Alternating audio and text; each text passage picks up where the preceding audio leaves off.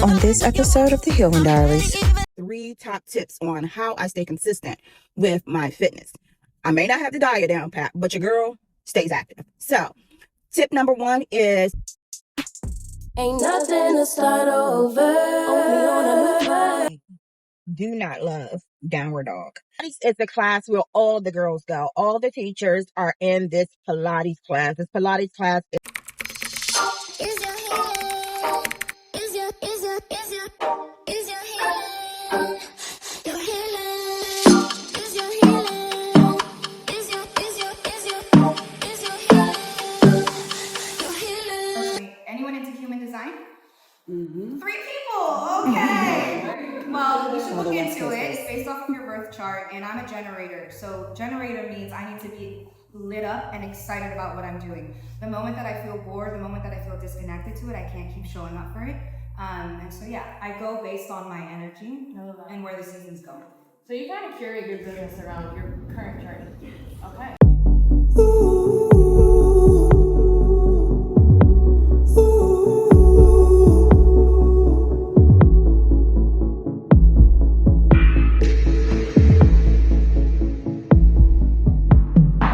Honestly, I think like most of us comes in a time where we're like, I can't keep doing what I've been doing. Yeah. And so bringing that journey into your work is how your offerings also evolve. So I'm also a certified life coach, so certified somatic coach, and I bring that into all the spaces that I'm in.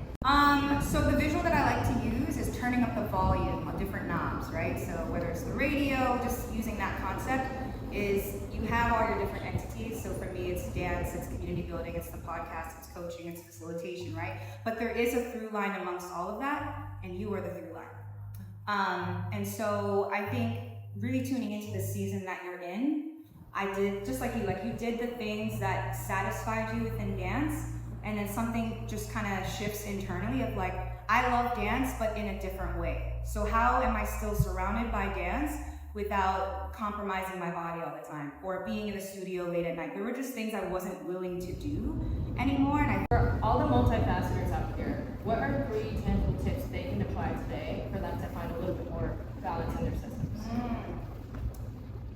1, expand your capacity for uncomfortable emotions. Woo! Check it out on the podcast. Yes. You are going to experience a multitude of feelings while you're in business, and do you have the capacity to sustain that emotion, right? The grief, the rejection, all those things. So expanding your capacity for that also ties into your own wellness journey. Number 2, curiosity is your compass. Also, it's not a podcast episode yet, but it will be. Lean into your intuition. It never steers you wrong. I'm going to ask this question, but I have 3 tips for everyone that I wanted to share really quickly. Things that I've learned personally being in business for 4 years, that whether you're a $1 million company or maybe you're a startup, you can take away. Is it cool if I share those? Do it. Okay. Please. Because I practiced it. I would have been back and like, oh, that's it. Okay, so number 1 really quickly is invest in mentorship. Ooh. I feel like no one is good enough to not have a mentor, okay? And so the fastest way to grow is learn from someone else's mistakes, right? Or learn from someone else's experience. Why spend the time, money, and stress learning it on your own when you can learn from someone who's already doing what you're doing? That's tip number 1. Tip number 2 is if you're gonna build a bulletproof business, you need to build systems. So if you see that you're doing a lot of the same monotonous shit every day, and you want to grow, document and create processes around those things, because you might not be in a position now where you can bring someone on your team, but eventually when you do, you want to have a tangible playbook that you can give someone to be like, take on this responsibility. And a lot of us are independently owned businesses, or we work by ourselves, right? What happens if you go down or you're sick, God forbid? Who's going to take care of your clients, right? You need to have something that you can give them to continue operating your business or service. And then third, as I've alluded to already, is cultivating a community and that culture of a community with your clients and members, because you can have 150 clients, but if all of them are leaving after one transaction, you just have to continuously chase after more clients, right? That doesn't do much for us. It's so stressful. So having that community and that type of culture is going to help you build a strong foundation so you can truly grow to that next level. Yeah. Yes. I think it was like 2020 and 2022. I was just over in Portland, trying to build my business, grind. And then COVID obviously happened too, so I was very concerned. And then I just worked to the point where I didn't have time for friends and I was missing family things. I was missing birthdays of friends and trips and everything. And it just wasn't worth the money anymore. So I kind of had to figure out that balance, which I started doing last year. And then I feel like I kind of got it down this year. So. What changed? Prioritizing my time and scheduling it for myself. I kind of let my schedule kind of run me. Like if people wanted to book me at whatever hour and whatever location, I just did it. But now I set hard days for certain things. So Sundays I don't work. It's got to be something high paying, honestly, or I have to really believe in what someone's doing. And it's got to work around church. So I go to church Sunday mornings, and if it I shine, you shine. I shine, you shine. I shine, you shine.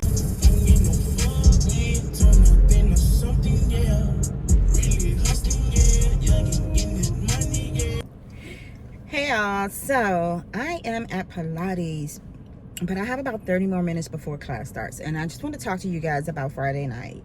It was fucking amazing, you guys. It was so amazing. And let me tell y'all, I kept forgetting throughout that day that I had that event, and I started getting tired. Single moms, y'all know, right? So I started getting tired, oh my god, it's Friday night. I just really want to sit on the couch.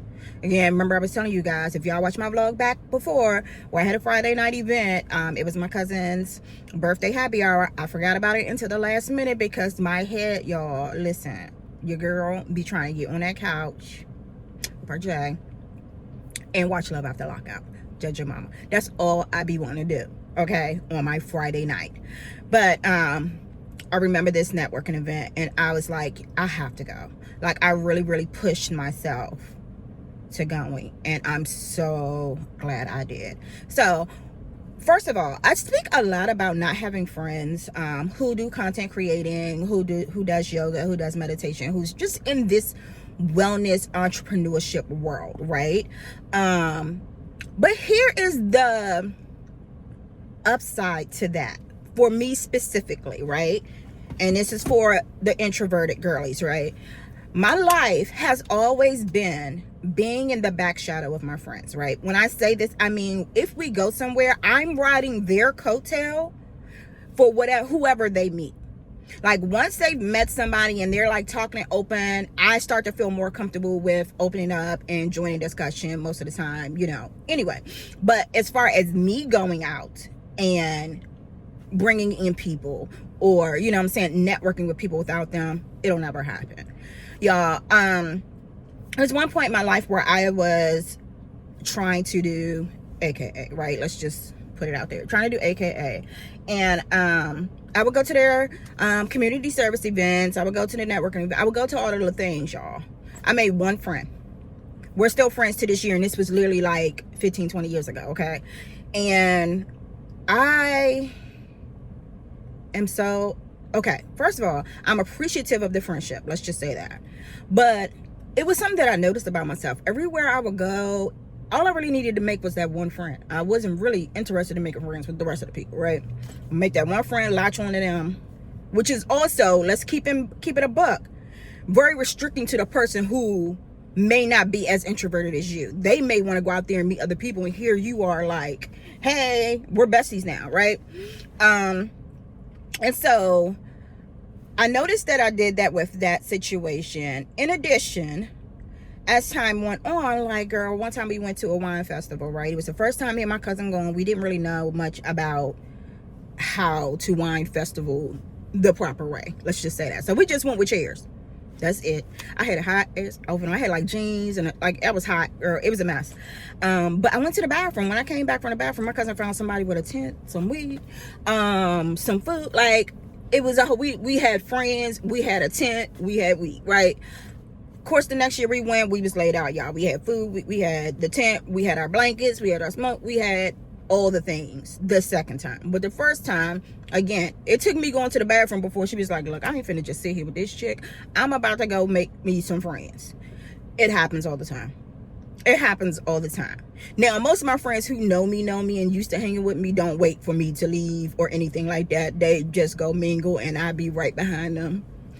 But the point I was trying to make was the benefit of not having friends who does this type of thing forces me to go alone. Like, there's no option of canceling because my friend's not going, because you never intended for anybody else to go with you to begin with. Like, you knew you weren't going to be able to find. Like, it really took me, I'll say, at least 6 months of being in this and realizing no one's going with you, sis, because no one is interested in this. This is your thing. This is your thing. So if you want to progress in this, you got to get out and do these things, whether you have someone with you or not, right? The double upside of it is I don't have nobody with me. I ain't got no choice but to go out there and talk to other people. Now, normally, in the beginning of it, y'all, I would go by myself, but I would still sit quietly in the corner or just sit and watch. But listen, as I get older, I am really, really realizing your net worth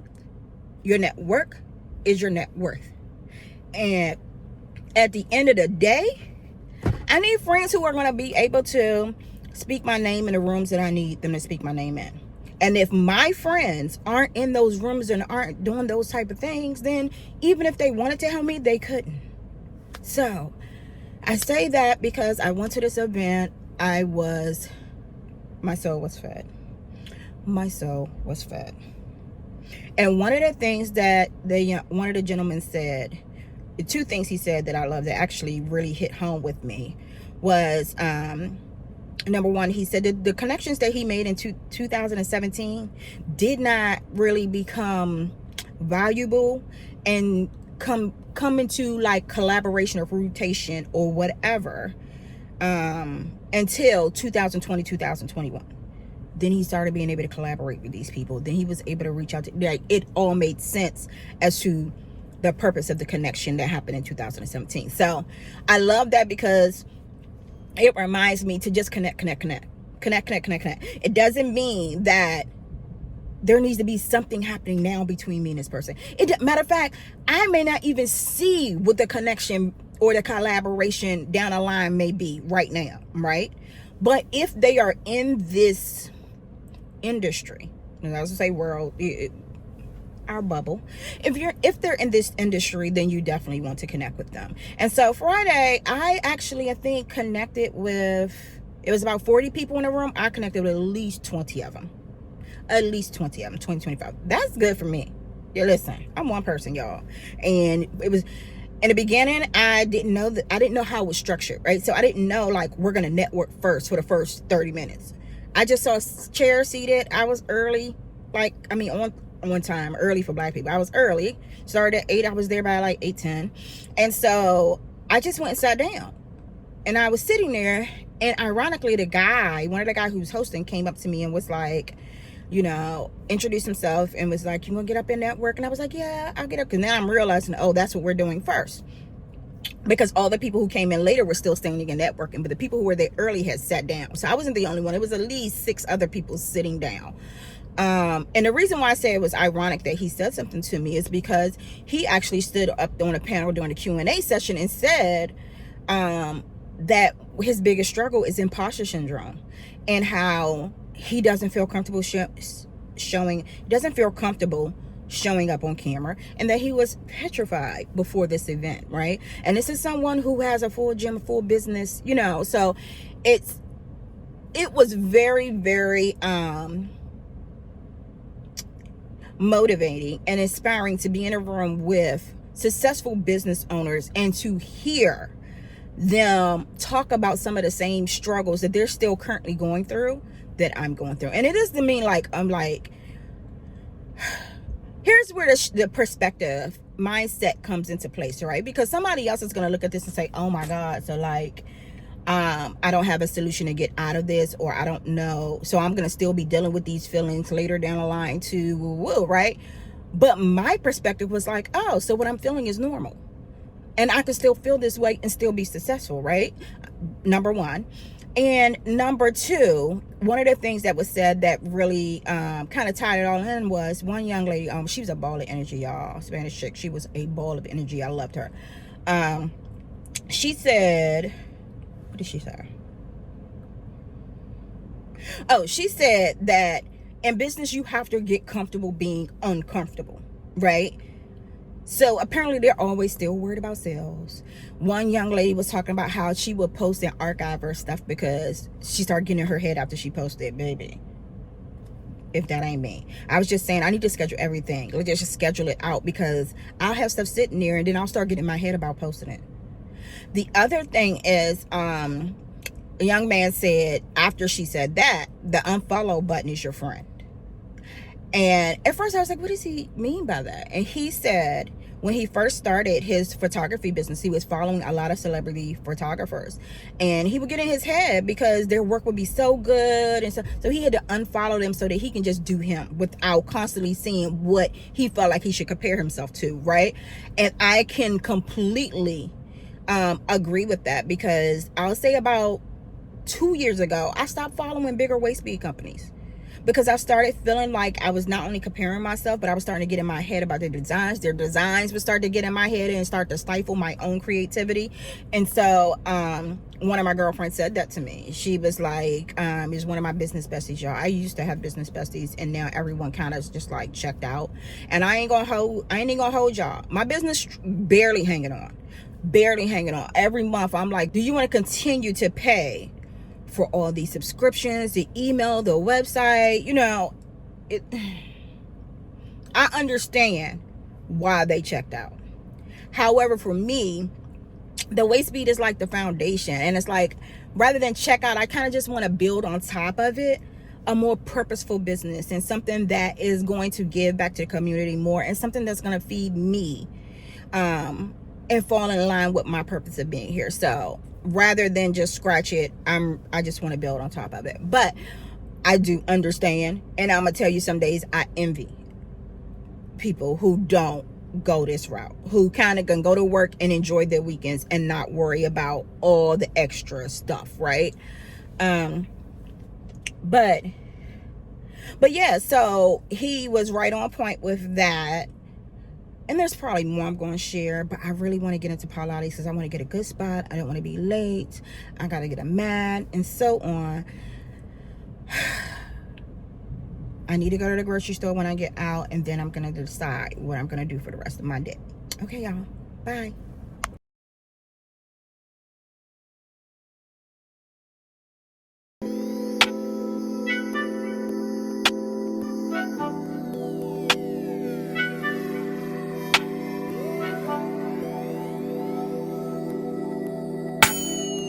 On my old flame, watching my page, say they miss what I gave them. I'm doing fine now, I feel amazing, I'm out of their range.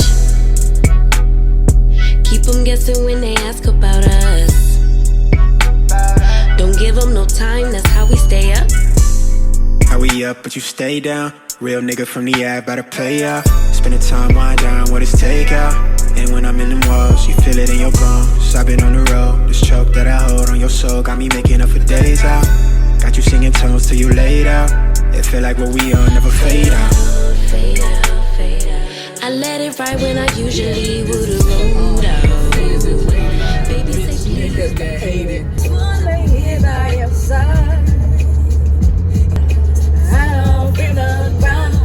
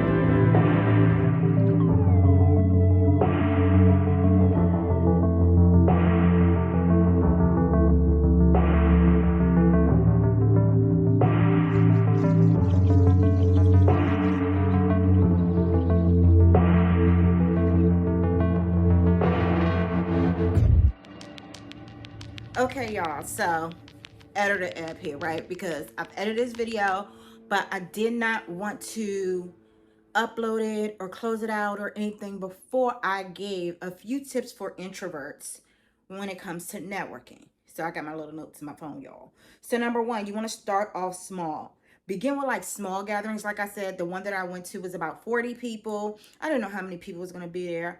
Honestly, I do try to stick to very small niche gatherings. You know what I'm saying?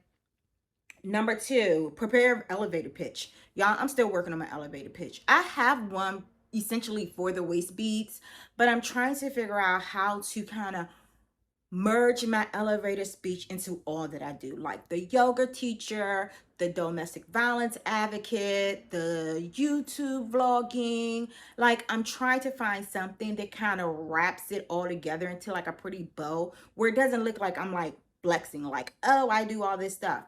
Girl, no. I do all this stuff because I'm fucking insane and I just don't like sitting around. And yeah. Number three, set a goal. So like, aim to connect with 1 to 2 people each event. Like I told you guys, when I used to be with my friends, I wouldn't do it at all. And I think that this is why my life is moving in the direction it is, and how it's moving, and how it's forced me to be more intentional about signing up for things, going and making connections. I told you before, a guy said his connections he made in 2017 didn't really come to fruition as far as collaborations or anything like that until 2020. So right now it's just connect, connect, connect. Do not worry about how they can fit in your life at this moment, right? Do not worry about what you can get from them or what you can offer them in this moment. Just make the connections. Also, making the connections, y'all, I want to speak about that because I have grown my Instagram like an extra 50 people just from going to like 2 different events, right? So it's very, very important to connect. And I also think that this is the vain part of life, right? When I connect with these people and they become follow me, as I move along in the wellness industry or spiritual industry, yoga teacher industry, whatever, right? People are going to connect with me and say, oh, she's also connected with blah, blah, blah, blah, blah. Because I've noticed that a lot of the people that I connect with, we already have at least 3 to 5, maybe 6 people in connection. So I know I'm in the right, you know what I'm saying, group. Let's just say that. Okay, so follow up. Send a message, great event. Well, most of the time they're going to follow up with you, but if they hosted the event, and then that's when you can further connect. Like when I finish this vlog, I'm probably going to send it to the 2 people who hosted the event and just say, hey, you know, minute such and such, such and such in my vlog mentions your event. Right. Ask open-ended questions, y'all. I'm still working through this part. I'm keeping a buck. And the reason being is I did a better job this time. And part of the reason I did a better job this time was because I was having to complete a bingo form where it was like, do you do this? Do you do that? You know, type of thing. But I noticed like one situation, y'all. I met the young lady and I asked her and I was like, oh, so what do you do? And it was like pulling teeth. And I was like, girl, this is a networking event. What do you mean? Like, I didn't even expect her to have a whole elevator speech. Like I said, I don't, but I expect you to have a response. Like, I will quickly be like, well, my 9 to 5 is, and then I do such and such as well, you know. Anyway, attend events with a friend. Y'all know I oppose to this just for my specific situation. If you're introvert, you might use your friend as a crutch. Or if you're introvert, you might need your friend as, you know, a little bit of help, or makes you feel a little comfortable because you have somebody in the room, you know. It all depends on how it affects you. Volunteer events, if you have to. Say you can't afford a ticket and you really want to be in a room with these people, yeah, volunteer. I know that if I'm there to work, I'm not going to do the networking. So that's just not a good tip for me. But for somebody else, like I said, if you can't afford the ticket, sometimes asking can you volunteer will at least get you in the room. Practice active listening. Okay, y'all. which can be hard for me. I'm gonna keep it a buck. Practice active listening can be hard for me unless I ask you a specific question and I'm waiting for the answer. But then if you go on too long, there are so many parts of the story where I want to jump in and be like, yeah, I experienced that too. And I feel like I'm gonna forget it if I don't. So I'm still struggling with like, girl, if you forget to add this, so what? Let this person finish, right? That's a me thing. Take breaks. If you start to feel overwhelmed, go to the bathroom, take a quick break outside, take a breather, breath work, get back in there. But don't stay in there, get overwhelmed, and check out. Take breaks as needed. Use positive body language. So make sure you smile. Make sure you have open body contact. So like, don't be folding the arms and kind of closing yourself off. Eye contact when you're talking to someone. Of course, when you're thinking, you may look off here and there. You're not just going to stare them down, but make sure you continue to remind yourself to connect with their eyes. Last but not least, be authentic. Be you. Be you. The easiest thing you can do is be you, and the most valuable thing you can do is be you. It's the only way you're going to genuinely find your circle and your tribe. What you don't want to do, and I'm going to be honest with you guys, as I edit this, I went to a content creator event.